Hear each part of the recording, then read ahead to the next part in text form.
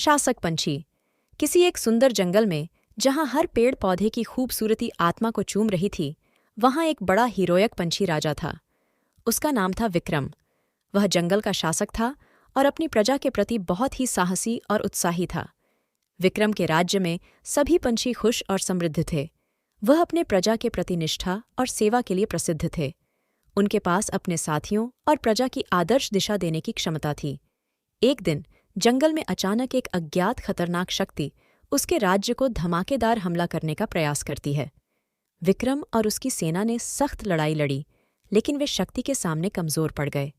वे हार गए और विक्रम को अपने राज्य की रक्षा करने के लिए छोड़ दिया। विक्रम को बड़ी चिंता होती है।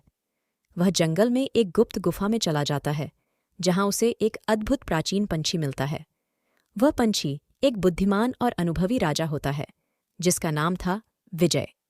विजय ने विक्रम की चिंता को सुना और उसे साहस, सामर्थ्य और आत्मविश्वास के लिए प्रेरित किया। वह विक्रम को बताता है कि उसका राज्य वापस प्राप्त करने के लिए वह एक विशेष उपाय का अनुसरण कर सकता है।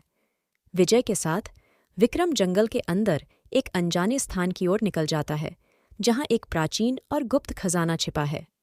खजाने में एक प्राचीन ताला और एक पत्थर की पुरानी पुस्तक होती है।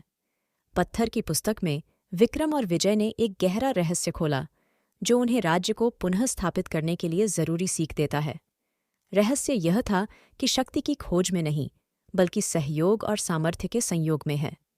विक्रम और विजय एक साथ काम करते हुए वे खतरनाक शक्ति का सामना करने के लिए तैयार हो जाते हैं। वे एक चतुर योजना बनाते हैं और अपने साथियों की मदद से वे शक्ति को हराने के लिए निकलते हैं।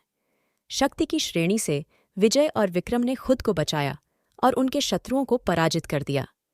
उनके साहस और समर्थन के बाद विक्रम ने अपना राज्य पुनः स्थापित किया और समृद्धि की नई ऊंचाइयों को हासिल किया। इस कहानी से हमें यह सीखने को मिलता है कि समृद्धि के लिए हमें आत्मविश्वास, साहस और सामर्थ्य की आवश्यकता होती है, लेकिन साथ में हमें सहयोग और सामर्थ्य के संयोग का भी महत्व होता है। यह दिखाता है कि एक संगठित और साथ मिलकर काम करने वाली टीम किसी भी मुश्किल को हरा सकती है और सफलता की ऊंचाइयों को छू सकती है। कहानी अच्छी लगी हो तो लाइक करें। ऐसे मज़ेदार कहानी के लिए हमारे चैनल को सब्सक्राइब करें। धन्यवाद।